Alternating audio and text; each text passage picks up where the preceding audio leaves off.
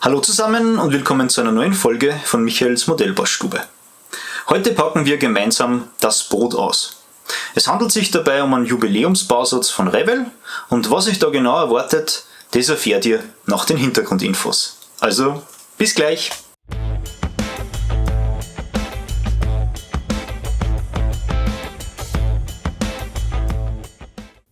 (1973) erschien mit Das Boot ein Buch, das den U-Boot-Krieg im Atlantik thematisiert.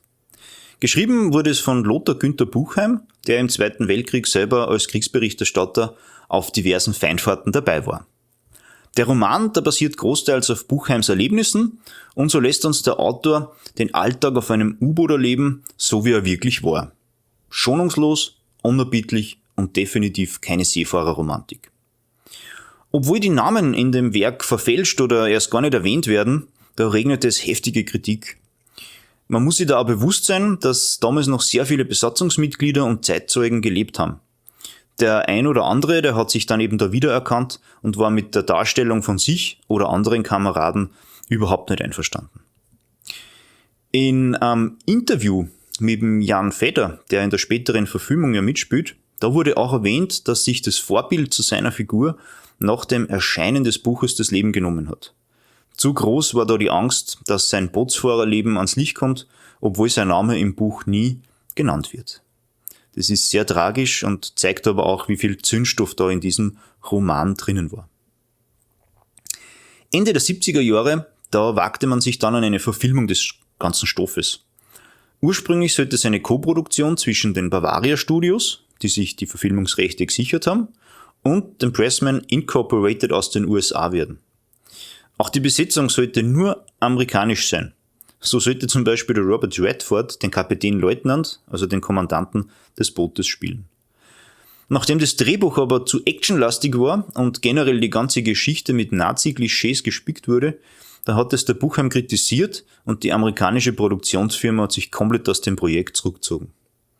Übrig geblieben sind dann die bereits gebauten Modelle für die Außenaufnahmen und Kulissen für die Innenaufnahmen. Dann hat man das ganze Projekt nochmal überdenkt und hat sich in Wolfgang Petersen sprichwörtlich ins Boot geholt. Der hatte bisher noch relativ wenig Filmerfahrung oder bisher hauptsächlich fürs Fernsehen gedreht. Stichwort Tatort. Und dazu ist dann noch eine Riege von jungen Schauspielern gekommen, die damals kaum einer kennt hat. Und das Experiment, das ist gelungen. Herausgekommen ist dabei einer bis heute und für mich persönlich auch einzigartiger Film, der den U-Boot-Alltag, aber auch die Schrecken und die Sinnlosigkeit dieses Krieges sehr gut darstellen. Vom Film selber, da gibt es jetzt 3 Versionen. Ne? Die erste Kinofassung von 1981, die es auch in den amerikanischen Kinos geschafft hat und unter anderem dann auch für 6 Oscars nominiert war. Die 6-teilige Fernsehserie von 1985, die bei uns jetzt in der Schweiz auch gerade auf Netflix läuft, also vielleicht Österreich, Deutschland da mal reinschauen, vielleicht ist sie ja bei euch drin. Und den Director's Cut von 1997. Wenn jetzt da die Unterschiede genau interessieren, dem verlinke ich die Seite von Schnittberichte in die Videobeschreibung. Sehr lesenswert. Ja, jetzt aber genug vom Film. Es geht ja schließlich ums U-Boot. Und genauer gesagt ist dieser Typ 7C mit der Kennzeichnung U96. Dieses wurde 1940 in den Dienst gestellt und fuhr bis zum Ende seiner Dienstzeit 11 Einsätze. Der Typ 7C war dabei das meistgebaute U-Boot seiner Zeit. Insgesamt liefen 577 Stück bis Kriegsende vom Stapel. Mit einer Gesamtlänge von 67 Metern und einer Gesamtbreite von rund 6 Metern, da waren diese Boote, wenn man sie mit den heutigen Unterseebooten vergleicht, klein. Als Antrieb dienten diese Boote je nach Ausführung 2 MAN 6-Zylinder Viertaktdiesel oder 2 GW 6-Zylinder Viertaktdiesel. Außerdem hat so ein Boot nur eine E-Maschine dabei gehabt, die eine fast lautlose Fahrt möglich gemacht hat. Die Bewaffnung belief sich auf 14 Torpedos und 26 bzw. 39 Minen, da auch wieder je nach Ausführung. Außerdem hat man noch ein Deckgeschütz dabei gehabt und zur Flugabwehr eine Flak auch auf dem Oberdeck. Weiter möchte ich da jetzt aber nicht ins Detail gehen. Wer mehr über so technische Hintergründe der deutschen U-Boot-Flotte erfahren möchte, der findet dazu einen Link in der Videobeschreibung. Den Bausatz, den wir uns gleich genauer unter die Lupe nehmen, der stammt von Revell und kommt hier in einer 40 Jahre das Boot Sonderedition daher. Der Kit selber ist aus dem Jahr 2006 und wurde bereits 2007 und 2010 als Variante aufgelegt. Neben den Gussästen beinhaltet der Karton, der nur seitlich zu öffnen ist, noch Farben, Klebstoff und einen Pinsel. Als besonderes Schmankerl gibt es noch ein Poster dazu. Der Bausatz ist mit Level 3 angegeben und ich nehme an, dass sich diese Einstufung aus der doch recht hohen Teileanzahl von 87 und dem Maßstab von 1:144 zusammensetzt. So, jetzt einmal genug von der ganzen Theorie. Gehen wir doch einmal zur Praxis über. Wie schon erwähnt, geht es bei diesem Bausatz um die U96 aus dem Film Das Boot und wirklich nur um dieses Boot. Die Bauanleitung sowie der Deckholbogen sehen keine andere Version vor. Gut, dafür gibt es ja die ursprünglichen Ausführungen. Starten wir doch mal mit der Bauanleitung. Und diese ist farbig. Revell hatte ja vor einigen Jahren ein Rebranding und seither finde ich die Bauanleitung eigentlich relativ gut. Wer mich kennt, der weiß, dass ich solche Hefte besonders gerne habe. Und ja, fangen wir mal an. Neben ein paar Arbeitstipps da haben wir auch noch eine Legende und dann noch die Farbübersicht mit den mir unverständlichen Buchstabencodes. Eine Übersicht der Bauteile darf natürlich auch nicht fehlen und dann geht es da Schritt für Schritt dahin und insgesamt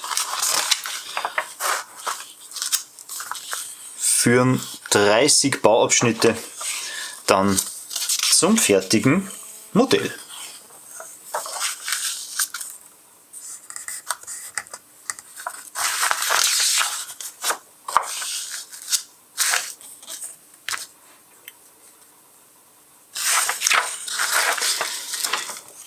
Tja, aber jetzt kommen wir mal zu den Teilen selber und los geht's da mit dem Gussast A.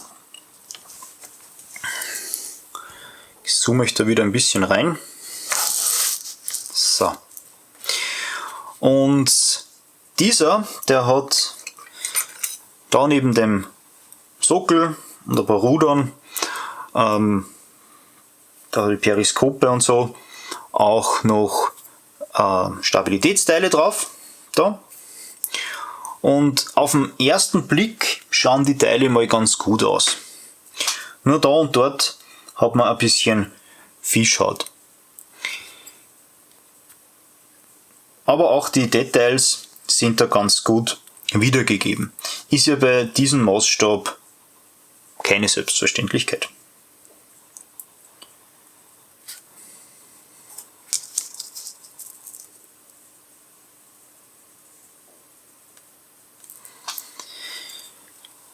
So, dann haben wir Gussast B und der fährt dann schon ein bisschen gröbere Geschütze auf.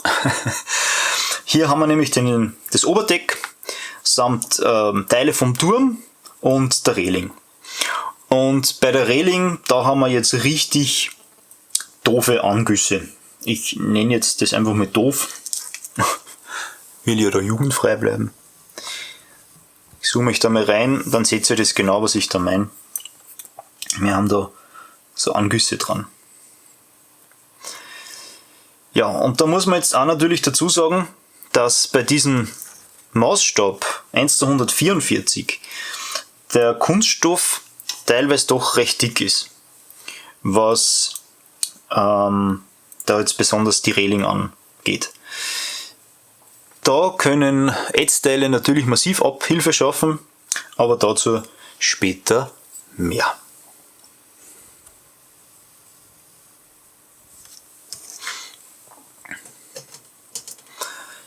Ja, der Gussast C, der komplettiert dann den gerade genannten B und bringt den Rest vom Turm und diverse Kleinteile mit. Auch hier ist die Qualität ganz gut, nur wenn ich das jetzt umdrehe, und euch wieder reinzoome, dann sehen wir, dass wir da ein paar richtig eklige Auswurfmarken haben, speziell da auf der Innenseite vom Turm. Ja. Aber ansonsten geht es schon. Habe ich schon Schlimmeres gesehen. Tja, und dann bleibt uns eigentlich nur noch das Boot selber. Da haben wir die zwei Rumpfhälften.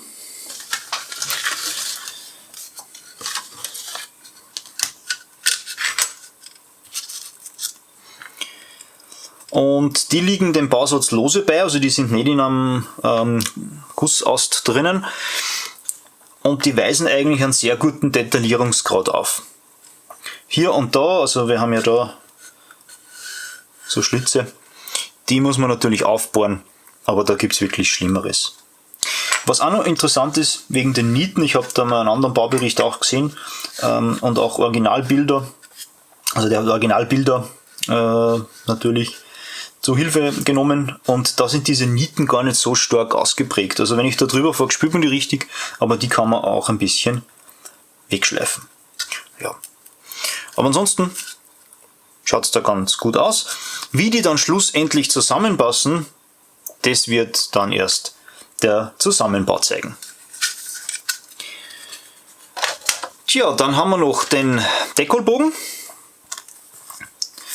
Der ist winzig, weil der hat ja wirklich nur die Insignien von U96 drauf, samt der Sockelbeschriftung plus der Flagge.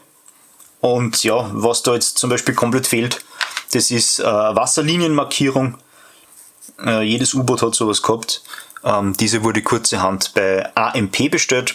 Den Link dazu findet ihr in der Videobeschreibung. Tja, und da es bei dem Ganzen sich um ein Set handelt, da legt Revell dem Ganzen nur so ein Sackerl bei mit Farben, Pinsel, Klebstoff. Der Klebstoff, der bleibt definitiv bei mir. Der Rest, der wird mit dem Mülleimer Bekanntschaft machen. Und da eine große Bitte an Revell, lasst doch einfach diese lächerlichen Farbdöschen einfach bleiben. Ja, auch den Pinsel kann man sich da fast schenken, weil wie soll man denn so ein Modell, also ja, es ist 144, aber ihr seht, es sind keine kleinen Teile. Wie soll man denn das vernünftig mit dieser wenigen Farbe und so einem Pinsel anmalen? Ist ja ganz nett gemeint, aber lasst es einfach weg. Tja, als besonderes Goodie, da liegt dieser Jubiläumsausgabe noch ein Reprint vom Kinoplakat des Filmes bei. Ich hole das jetzt nicht ganz aus, aber ich glaube, da kriegt man schon einen guten Eindruck, wie das ausschaut. Das finde ich persönlich jetzt richtig genial, und das Ding, das werde ich mir definitiv einrahmen und an die Wand klatschen.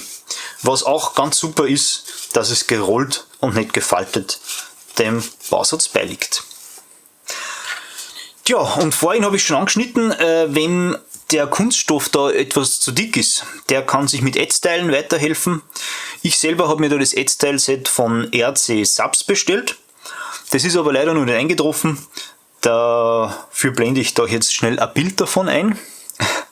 Und den Link zu dem Shop, den findet ihr ebenfalls in der Videobeschreibung. Ja, was bleibt mir dazu zu sagen? Als großer Fan des Films, da habe ich mir diesen Bausatz einfach besorgen müssen. Die Qualität der Bauteile, die stimmt, und das Poster ist sowieso eine ganz tolle Zugabe. Den Rest am Beipackmaterial, den kann man aber getrost weglassen. Das Modell ist sehr gut erhältlich und liegt in einer Preisspanne von 21 bis 30 Euro. Ja, und falls es Fragen hat zum heutigen Unboxing oder sonst irgendwelche Anmerkungen, dann einfach in die Kommentare damit. Und somit wünsche ich euch bis zur nächsten Folge wie immer eine gute Zeit und viel Spaß beim Modellbau. Tschüss!